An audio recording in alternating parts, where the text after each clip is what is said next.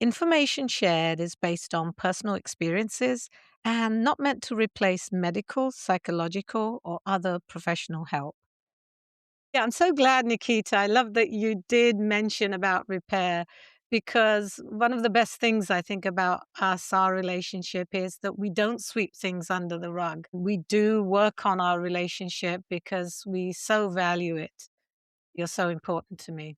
Oh, you're so important to me too, Mom. And absolutely not. We do not sweep anything under the rug. And No. actually, by the way, that doesn't mean that we don't have conflict. In fact, it means we do have conflict. Hi, everyone. Welcome to the Uprooted by Unwanted Change podcast about managing life transitions. I'm your host, Kiran Prasad. Thanks for being here today. If you're new to the show, I want you to know that when I don't have a guest on the show, I do a solo episode where you get to hear a bit about my journey through unwanted change. But today's a bit different because I have Nikita Prasad, my lovely daughter. She's back with me to be my co host. Hi, Nikita. Hi, Mom. And today's tips for rootedness are for conflict resolution. Relationships in our lives, they can be very grounding. But when those relationships are having issues, they can go from being a source of strength for us to causing upheaval. And that's why we want to talk today about how to find your way back to one another after conflict. Now, this episode goes really well with our past episode we did together on emotional self regulation. So, if you haven't listened to that one yet, please feel free to go back, listen to that, and then pop back on again to this one next. So I'll let Nikita introduce how she relates to the topic we'll be covering today and for her to share a little bit about herself. So welcome, Nikita.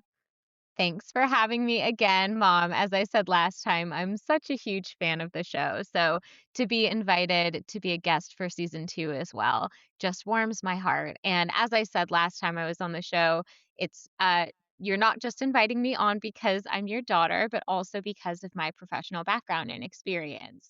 To elaborate on that a little bit, I not only have worked with people in the tech industry for the past decade or so, but more relevant to today's topic, I study marriage and family therapy. And I am about to graduate in 6 weeks. Super Yay! excited. I can't Yay. I can't wait to be at your graduation. Aw, thank you. I'm excited to no longer be juggling a full-time job and full-time school, but a portion of my 3-year program this last year has involved seeing clients as well. I work as a therapy trainee. I'm pre-licensed, so I always like to emphasize that. But I will bring in my experience both in the therapy room and in the classroom to this topic. Actually, Mom was over staying at my house a month or so ago, and we talked about the new topics for season 2, and we were discussing what some tips for rootedness could be. And we talked about the topic of conflict resolution, which I think, as Mom mentioned, feeds in really nicely from our past topic of emotional regulation. And also, the other reason why it popped into my mind is because it's something that I've been seeing so often in the therapy room. I've noticed that a lot of my clients tend to really have an avoidance of conflict and even a fear of it when things naturally emerge in a relationship and there are feathers ruffled, people can be afraid to approach or not even know how to do that. So that's something that we're excited to talk about today. But obviously, outside of my professional career, I'm also just a person walking around this earth. And I have had a really interesting journey with conflict resolution. I will say, in terms of the willingness to approach conflict and resolve it, that's always been a strength for me. I feel like in my personal relationships and romantic relationships, I've often been the one who's more willing to hash things out. I think a big part of that is because Mom will speak to this, but she definitely raised me and my brother in a way that was very much you have to talk things out when things happen. Um, yeah, just being comfortable approaching conflict, but I recognize that not everybody's like that. Where I think I have changed a lot, and something that I will speak to later, is I used to be such a bad apologizer. I realize now that I used to do all the no-nos of apologies. I would give reasons and be defensive, or the worst offense ever, "I'm sorry you feel that way," which is something I never say anymore. So we'll talk more about apologies, but becoming better at apologizing has really changed my life for the positive. Those are just a few of the many reasons that I am very passionate about this topic. How about you, Mom? How come you care about this topic? Thanks, Nikita. And I do remember when you'd say that, you'd say it to me as well. Oh, sorry you feel that way. It used to bother me. For me, my upbringing was very different from how I raised you. And that's Hmm. probably why I raised you that way, to not be conflict avoidant, because that's how I was. I wasn't raised to talk things out when there was an issue, and especially as an Indian girl, and definitely not with my parents. It was a very different era of when you just do as you're told. That's it. No discussion, no communication. A lot of people can relate to that, the way we were raised.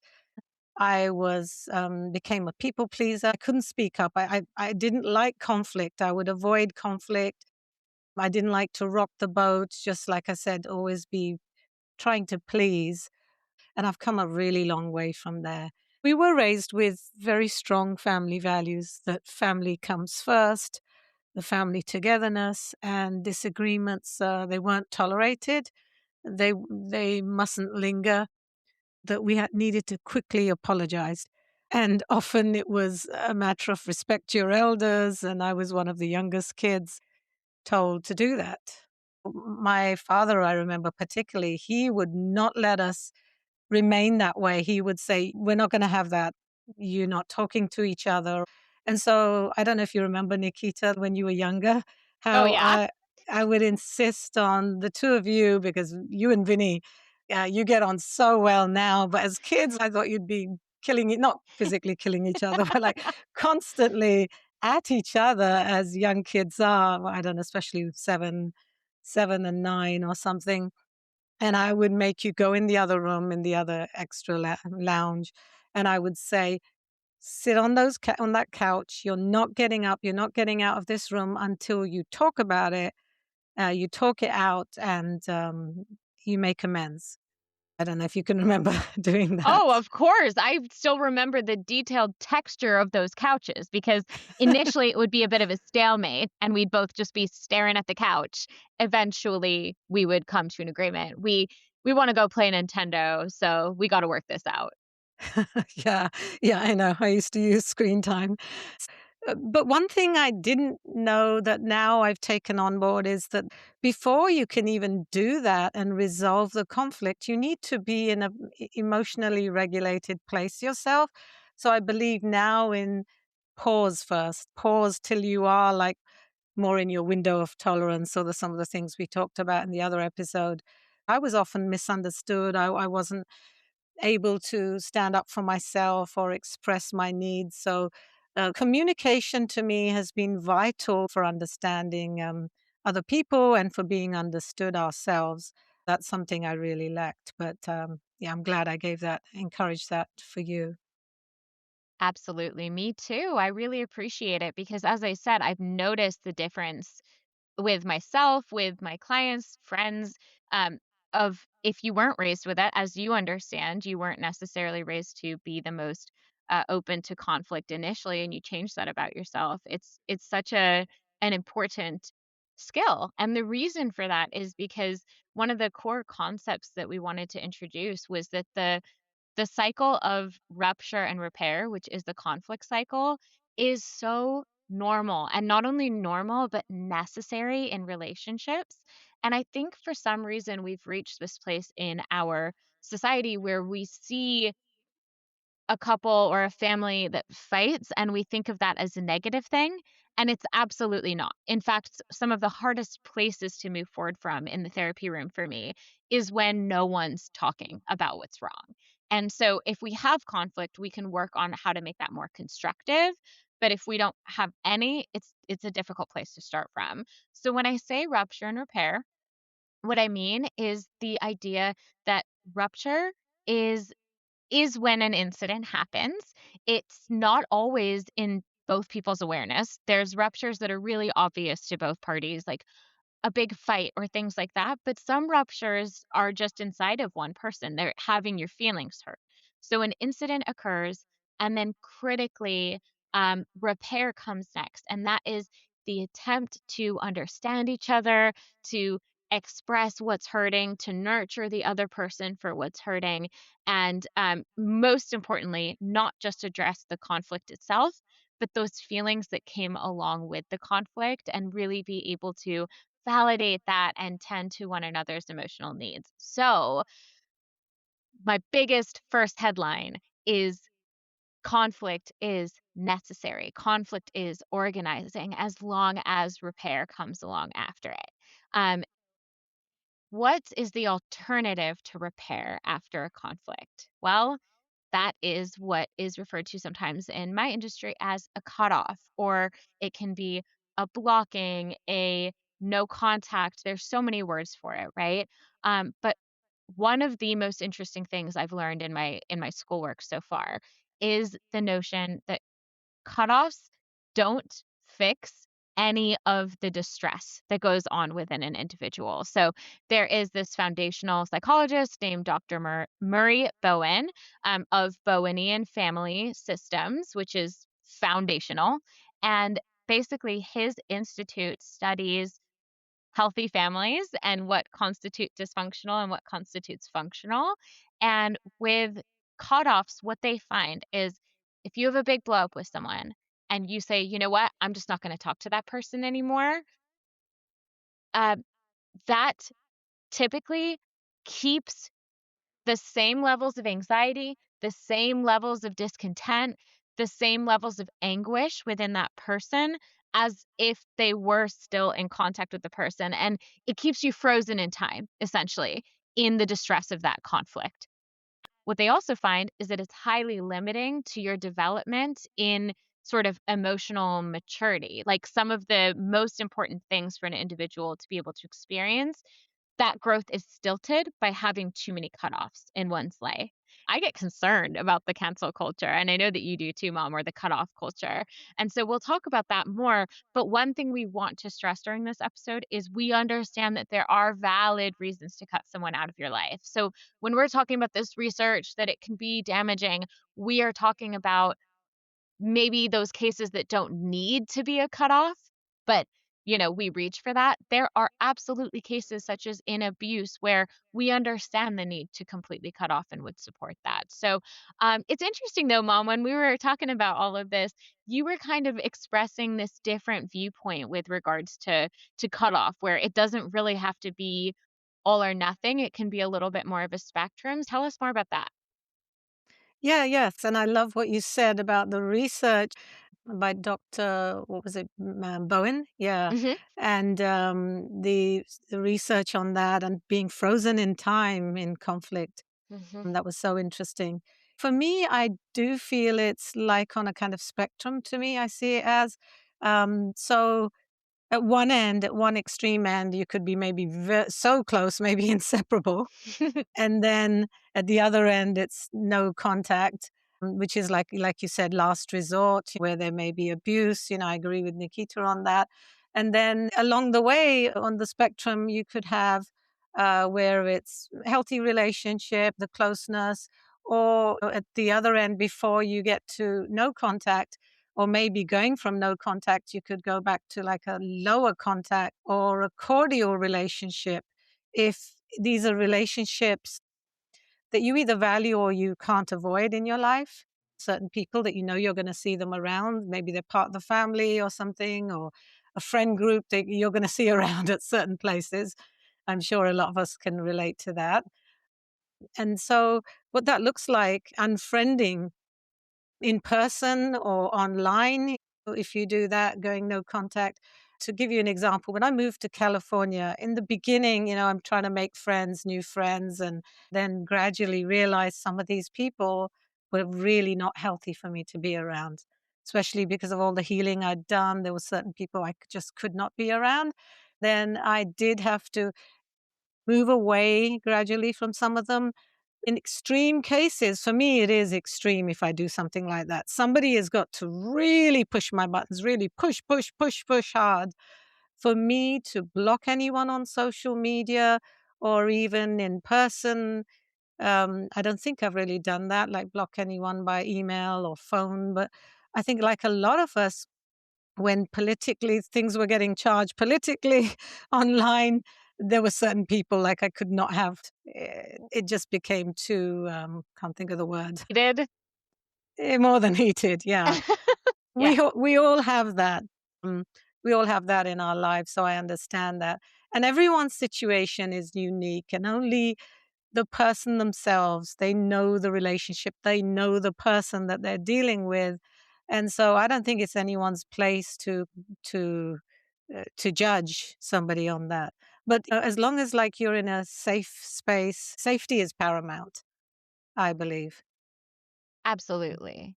Yep, absolutely. I completely agree. And I love what you said about how there can be those degrees of closeness, essentially. And so, something I'm curious about is, let's say it's not one of those very few people in your life that you've decided to completely cut off, and it's someone that instead maybe you're keeping close, but you're being a bit cautious with, or you can't remove them from your life or don't want to.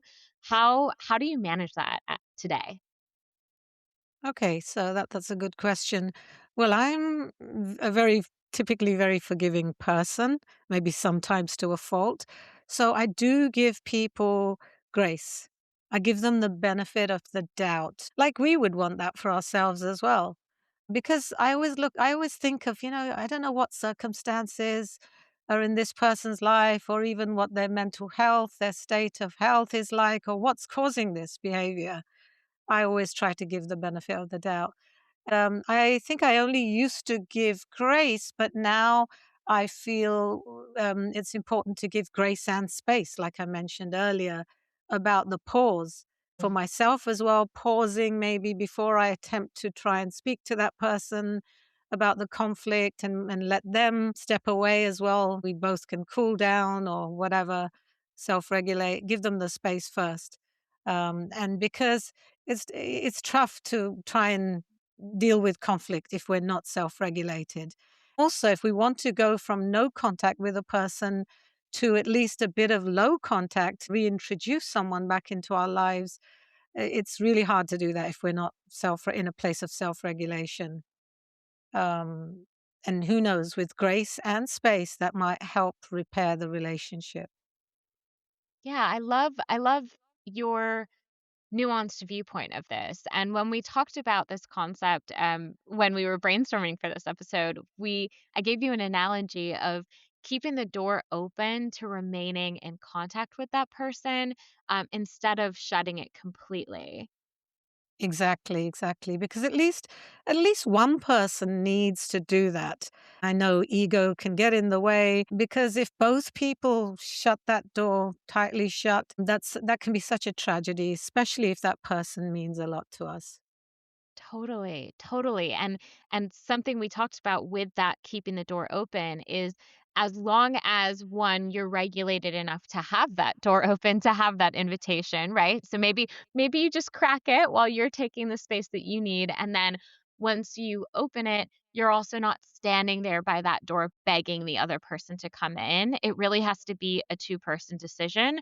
So you can kind of keep going about your life, do what you need to do, heal, grow, but make it clear that there's an invitation there. And if and when they feel ready, they can walk through that door. That is so important and beautiful because it's becoming so prevalent, almost to the point of like it's everywhere. This idea of having no contact, people slamming the door, shutting it and locking it forever. And you're right, that can be such a tragedy. I think you were saying that you've seen a lot of media about this.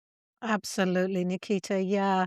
The blocking, the cancel culture, no contact. I've heard a few podcasts as well. There's been a lot of debate on this topic. It's very controversial these days. Oprah and Mel Robbins, two of the ones I've come across. There's strong debate on that. There's no, I don't, neither of us feel that there's a right answer, do we, Nikita?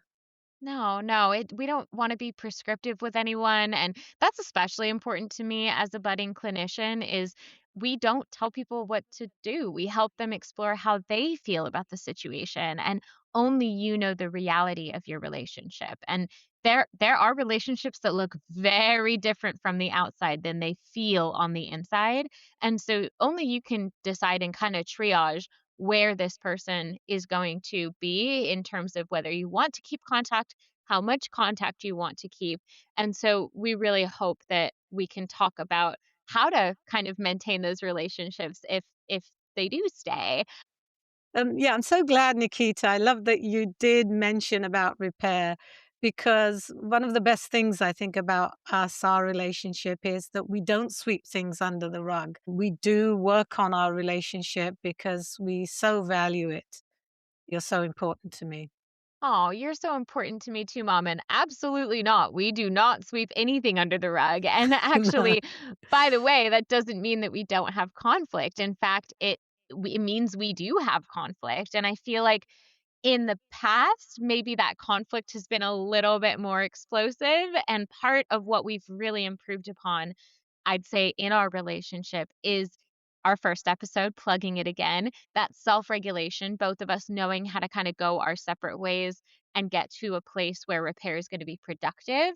Then the second part that I think we've gotten a lot better at is this idea of really wanting to make repair attempts and also being specific about how we make those repair attempts, right, mom? Yes, so true. Yeah. It's a testament to our relationship. It really is. So much so that we've actually created some conflict guidelines during a time when we weren't actively in conflict, when we were self-regulated. Totally, like, examples of what some of these things are is make sure that we kind of pre-schedule it, being clear that we have something to talk about, but picking a time that works for both people, making sure we only raise one issue at a time, which is really key in conflict. So we'll touch on some of those more later, but just because you make guidelines doesn't mean you always follow them. We are all only human, even trained therapists like myself. And so I have a recent situation that mom and I wanted to share because we don't want to feel like you're listening to this podcast and we're preaching to you about how perfect our conflict resolution is and setting some golden standard. Absolutely not. The point of conflict is that it's it's inevitable, it's often messy, and that's okay. No matter how messy it gets, we just want you to get to a place of repair. The situation was that mom was texting me about something. She had also missed an email that I had sent. So there was all this confusion. And I was sitting there thinking, oh my God, I can't believe she's being so cold to me over text, which again, text is, we've talked about this, mom. Text is Mhm. gnarly for miscommunications. So I was upset and it was just sitting with me and I was like, "You know what? I'm gonna call her." So I call and I didn't text her. I didn't say, "Oh, can we chat?" To be clear, that came from a place of not wanting there to be tension in our relationship. Like, "All Mhm. right, let's not sweep this under the rug. Let's just get this dealt with." And so I call her, I tell her how I feel, but she wasn't prepared for the conversation. I hadn't emotionally settled yet. Understandably, it got pretty heated, wouldn't you say, mom? Yep, yep. Yep, maybe an understatement. Both of us, well, we both ended up dysregulated while we were on the phone. I took my pause afterwards. I did take my pause afterwards. And then when I paused, my response back to her, it really showed my healthier, assertive self. I have been working on my healing and on my assertiveness. I'm so glad I did. And Nikita, when I reminded you of our agreement, that how there was no pause and there was no suitable time picked, as you mentioned, and some of the other things. We didn't have the bandwidth at that time. You certainly didn't. No. Both of us didn't. No, I mean, even literally, I was, like, between meetings. Again, I don't know what I was thinking, and we're not perfect. Mhm. I just rushed into wanting to solve the conflict right away. So that's another perfect example of how we do need pause. But critically, mom, something that was really important to me is that the conflict happened. It didn't happen perfectly. It rarely does happen perfectly. But once we were both even more upset afterwards, the way that you reached out to me and reminded me about our agreements, it was with love, with care, with validation. Really, you also led by validating my feelings that I had raised on the phone, which is so important. And we'll get to that when we talk about the apology sandwich. So, sorry, the needs sandwich, rather. We have a sandwich analogy again. You're making me Oh, hungry. I know. Last time we did, what was it even? Hypoarousal and hyperarousal? I think so. We talked, and then your regulated space, your window of tolerance being that nice Yeah, space in yeah, between. So yeah. I have another sandwich for you. But anyhow, we'll get to that. But I really appreciated that you gently reminded me. You said we both need to work on this. So it didn't come across to me as you were like trying to win the fight, which I think can sometimes be mistakes people make in repair. We'll talk about that a little bit more later. But mom, in the future, once someone is in a regulated enough place to kind of share how they're feeling, if we could go back in time and have that situation again, how would be a good way to state my needs, for example? That was actually this is something that I made sure I had it listed in the guidelines that we were gonna follow when we resolve a conflict, to use the three-step assertiveness model, Yep. which I've spoken about in the people pleasing episode in more detail. But it's so worked for me. Basically, the three steps are that you first of all state the facts. Hmm. And in with all of these, you just use I statements and not you statements because people can become more defensive when they hear the word you. This is what happened, so state the facts. Secondly, how you felt Hmm. about what happened, how you felt about the facts. Next is what you'd like to see change. Hmm. What change would you like? Now, there's also a fourth step, which I try not to use, or we want to try not to use if we don't have to, and that's what will you do if it doesn't happen, if they don't make that change? Nikita, could you share a bit more about that as well? Absolutely. Yeah. I think it was interesting when we were chatting this over, especially with my clinician hat on. I was thinking about how there's that fourth step we want to be pretty careful with, and there's very specific situations you would want to use it. I'd say if it's a first or second offense, I don't think we need to go there, right? Because we want to also give grace to the person who we're communicating our needs to, uh, assuming that they will want to do those things to make us feel better because they care about the relationship. And I think sometimes when you get to the this is what will happen if you don't do it, it can feel a bit more threatening in a way. And so you don't want to do it if you feel like it's not going to feel safe to communicate that. You don't want to do it if there's no reason, but I could see this coming up if you've asked for the same thing over and over again and you're not seeing anything change. That's when I could see the fourth step being appropriate. But I love that model, mom. I love it is so common to jump to you did this, you did that when we're talking about feeling hurt. So I really like this model. I think it's so important. And it nests really, really well into what I wanted to talk about next, which is how to properly apologize. The needs sandwich, like we mentioned. Yeah, absolutely, mom. We're going to talk about sandwiches again. It wouldn't be us if we weren't talking about sandwiches right before lunchtime. But I haven't even shared this with mom yet because I wanted to get your real time reaction to this because it is so different than Mhm. the way that 99% of us naturally approach apologies. So, this method comes directly from Matthias Barker. He is a psychotherapist and the CEO and founder of the Trauma Institute.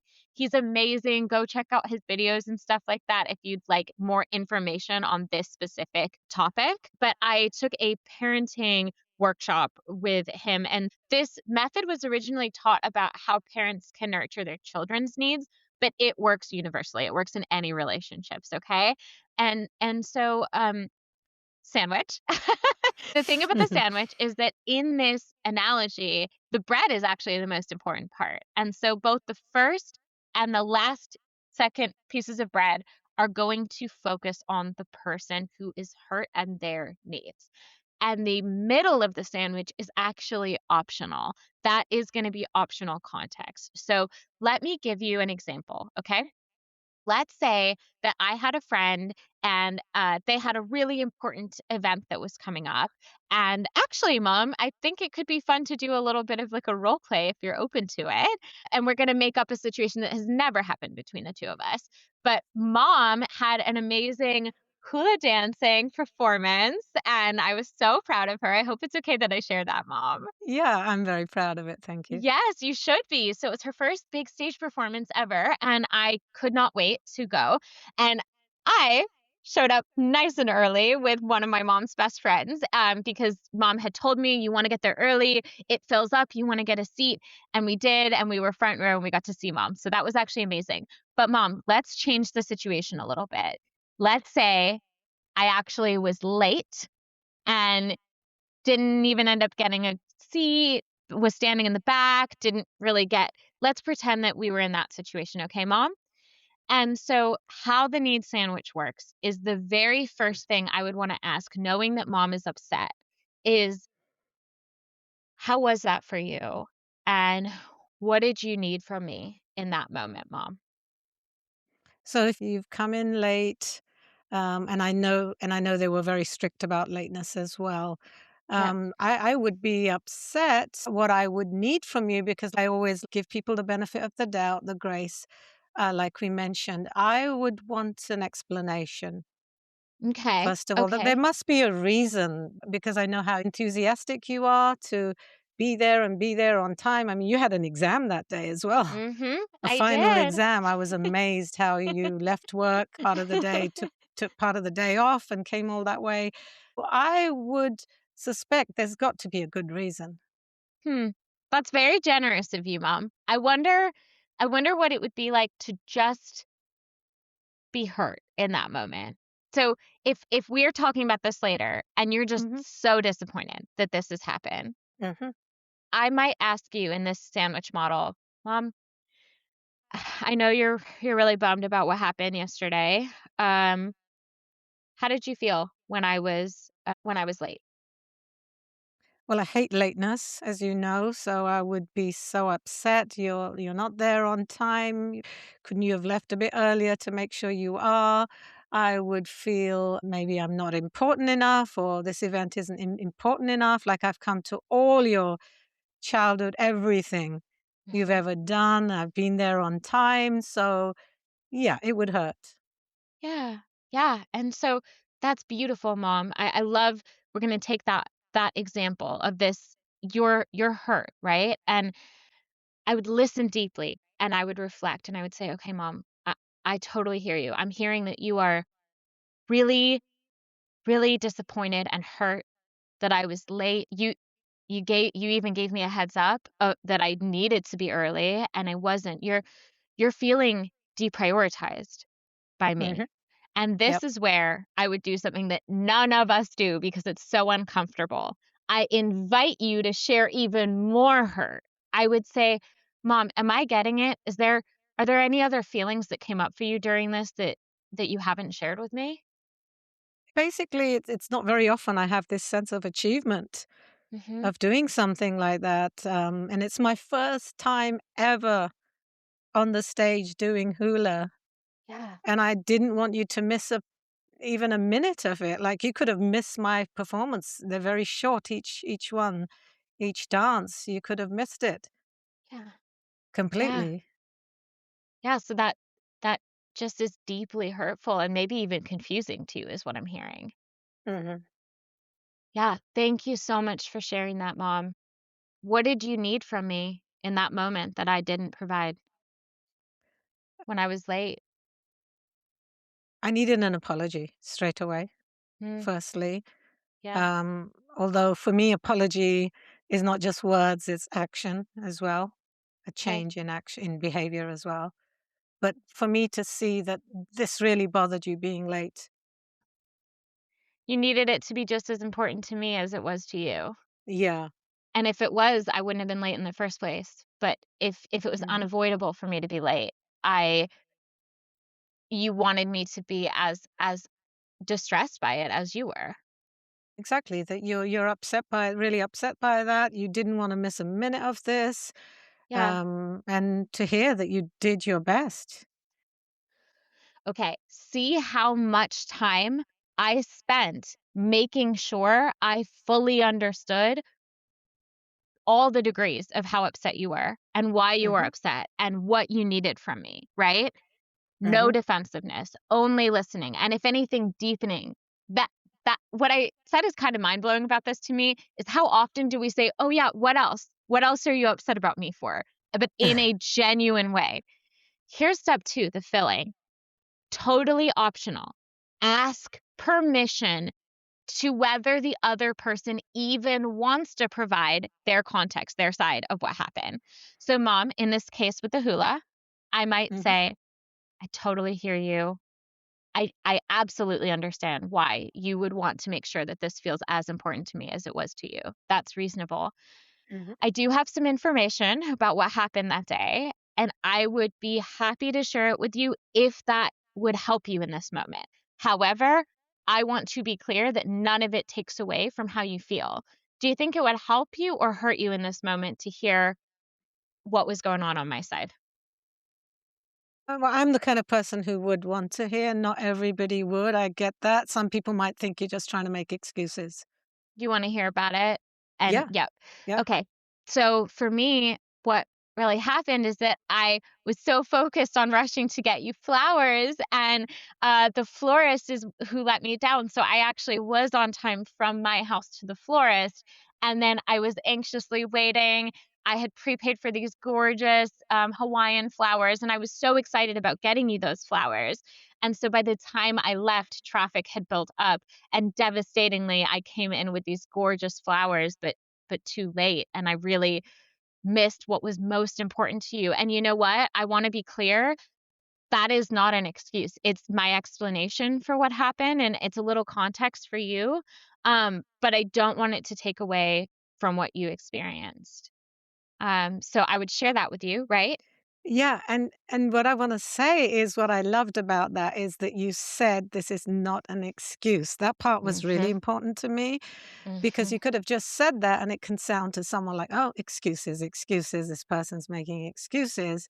And actually, by the way, you did actually get me a massive bunch of, Hawaiian flowers, and you were still managed to be in the front row, lined up first. Unbelievable, and over an hour of traffic, battling over an hour of traffic too. But yeah, that part was so important. Yes, absolutely. So the last thing I'm gonna do is double down on your needs. Mom, I hear that no matter how this situation unfolded, I made you feel deprioritized. I want you to know how important you are to me. It broke my heart that I missed even a minute of the show. I'm so grateful I didn't miss your performance.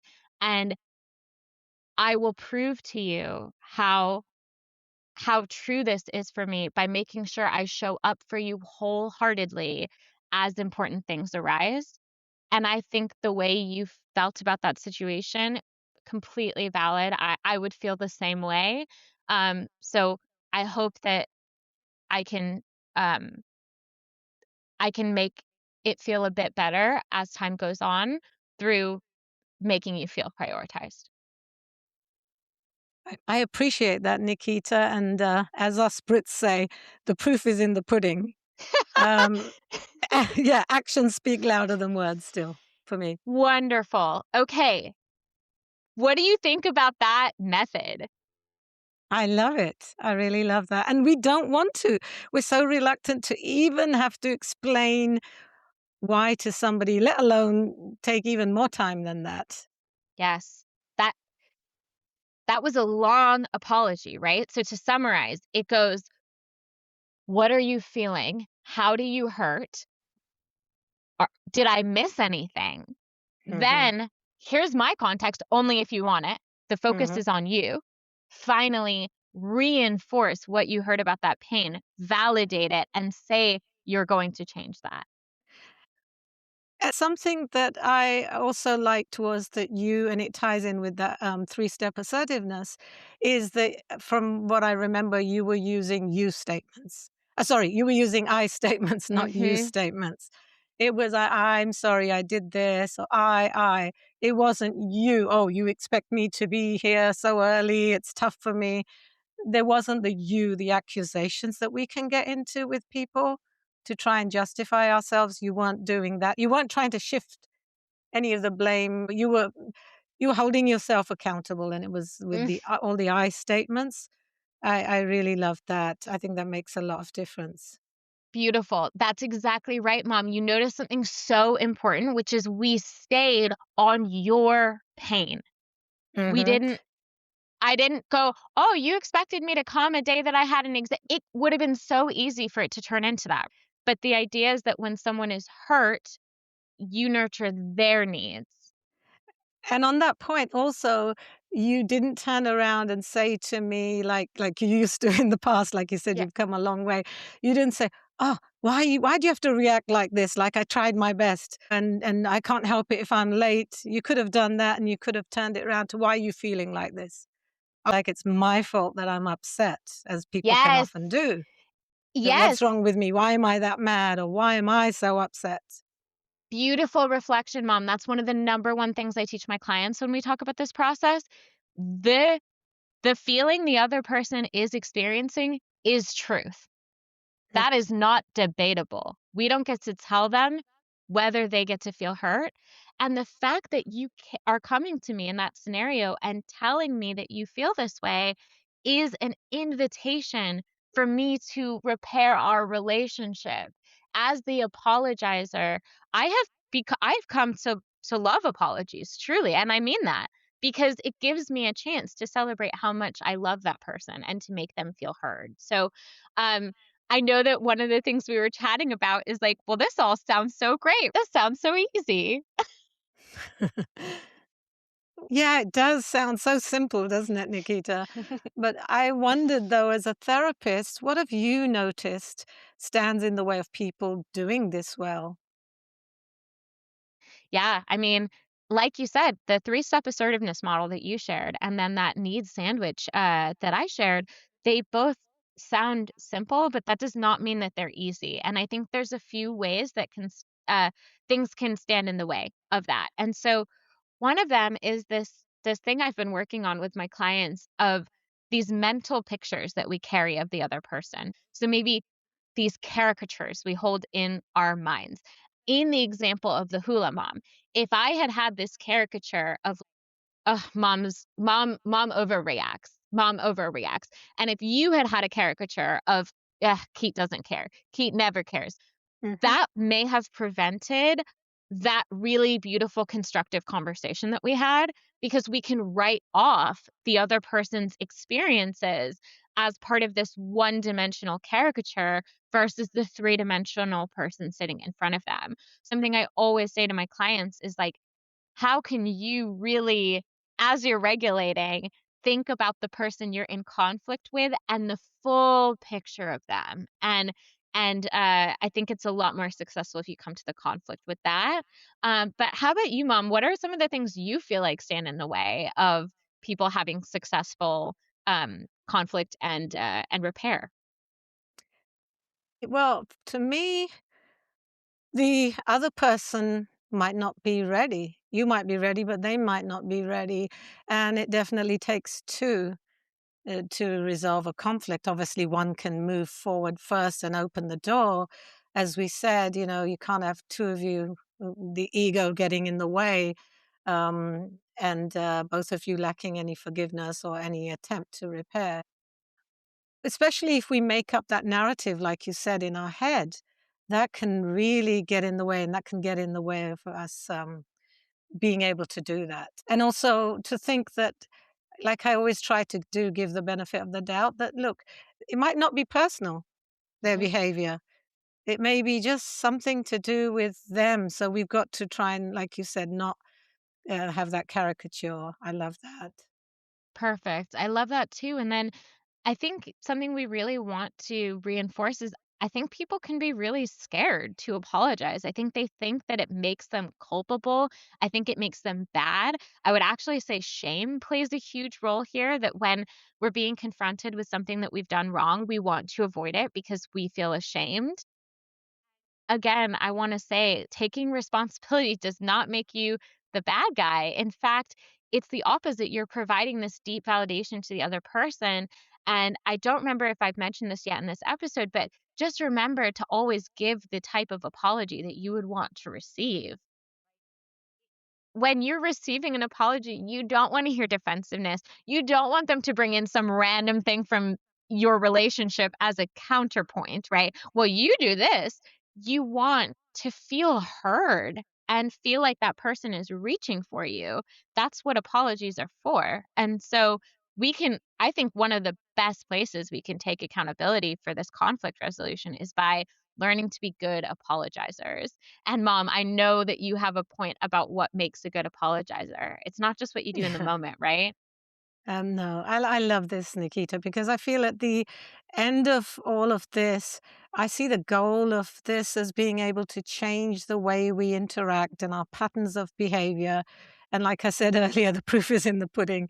Mhm, Actions ultimately speak louder than words. Yep, I know plenty of people, I'm sure you do too, who'll say the words, I'm so sorry, I'm so mhm, sorry, didn't mean to do this over and over again, mhm. but you don't see the action to go with it, the change in the Yeah. pattern of behavior.